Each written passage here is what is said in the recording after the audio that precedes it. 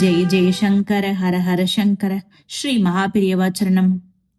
ஒரு நாள் ஒரு பக்தர் ஸ்ரீ மகாபெரியவா கிட்ட ரொம்ப ஆர்வமா ஒரு கேள்வி கேட்டார். அது என்னன்னா, பெரியவா, நம்ம நெத்தியில விபூதி, குங்குமம், சந்தனம் வச்சுக்கணும்னு சொல்றாங்க.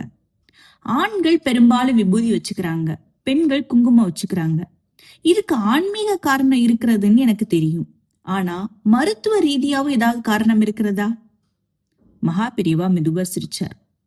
நம் முன்னோர்கள் வச்ச பழக்கங்கள் ஒன்னும் காரணம் இல்லாம இல்ல. அதுல உடல் நலம், மனநலம், ஆன்மீகம் மூணுமே சேர்ந்திருக்கும்.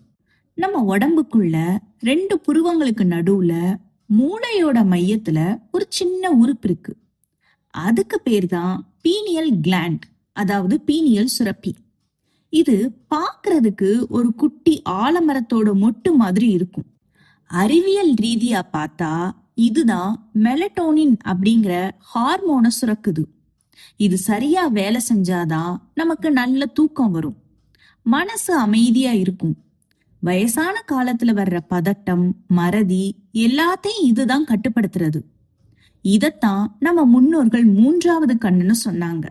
இப்போ ஆண்கள் ஏன் விபூதி பூசிக்கணும்னு சொல்றேன், கேளு. விபூதிங்கிறது வெறும் சாம்பல் இல்ல, அது ஒரு சிறந்த மருத்துவ பொருள். நாம குளிச்சுட்டு வந்ததும் அந்த ஈரப்பதம் நம்ம தலைக்குள்ள போய் ஜலதோஷம், தலைவலிய உருவாக்கும். விபூதிய நெத்தியில இடும்போது அது அந்த அதிகப்படியான ஈரத்தை உறிஞ்சிடும். அதை விட முக்கியமா அந்த பீனியல் சுரப்பி இருக்கிற இடத்துல லேசா அழுத்தி விபூதி பூசும்போது அந்த நரம்பு தூண்டப்படுறது.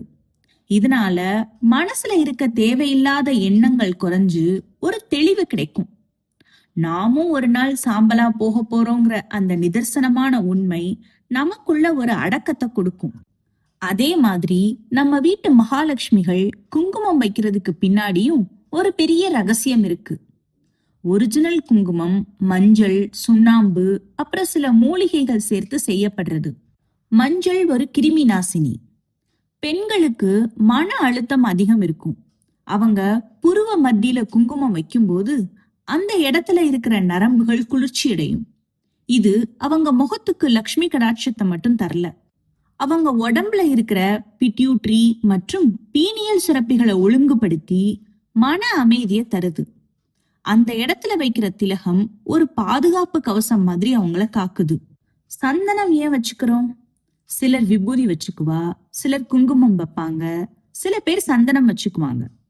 சந்தனம் ரொம்ப குளிர்ச்சியானது. அது மூளைக்கு குளிர்ச்சியை தர்றது, கோபத்தை குறைக்கிறது, தியானத்துக்கு உதவுறதுன்னு ஆயுர்வேதம் சொல்றது. இதெல்லாம் மூட நம்பிக்கை கிடையாது, நம்ம முன்னோர்கள் கொடுத்த மிகப்பெரிய பொக்கிஷம். இத நீ உன் பேர குழந்தைங்களுக்கு சொல்லி கொடு. ஏன் வைக்கணும்னு அவங்க கேட்டா இதோ இந்த அறிவியலையும் ஆன்மீகத்தையும் கலந்து சொல்லு. நம்ம கலாச்சாரம் நம்ம ஆரோக்கியத்துக்காக உருவாக்கப்பட்டது. நெத்தியில திலகம் இருந்தா மனசுல ஒரு பயபக்தி வரும், ஒரு ஒழுக்கம் வரும். இனியாவது வெளியில போகும்போது நெத்தி காலியா இல்லாம ஒரு பொட்டு, விபூதி, குங்குமம் வச்சுக்கோ, அது உன்னை காக்கும். இதெல்லாம் நம்ம முன்னோர்கள் சொன்ன அற்புதமான அறிவு. நம்ம சாஸ்திரம் உடல் நலத்தையும் ஆன்மீகத்தையும் ஒன்னா இணைக்கிறது.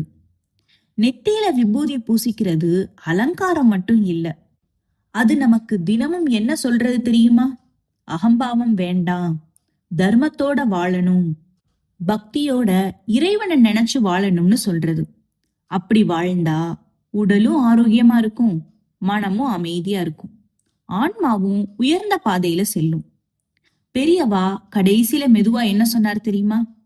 நம் முன்னோர்கள் வச்ச ஒவ்வொரு பழக்கத்துக்கு பின்னாடியும் அளவில்லாத ஞானம் இருக்கிறது. அத புரிஞ்சுக்கிட்டா வாழ்க்கையே ஒரு தியானமா மாறிடும். ஜெய ஜெய சங்கர ஹர ஹர சங்கர ஸ்ரீ மகாபெரியவா சரணம்.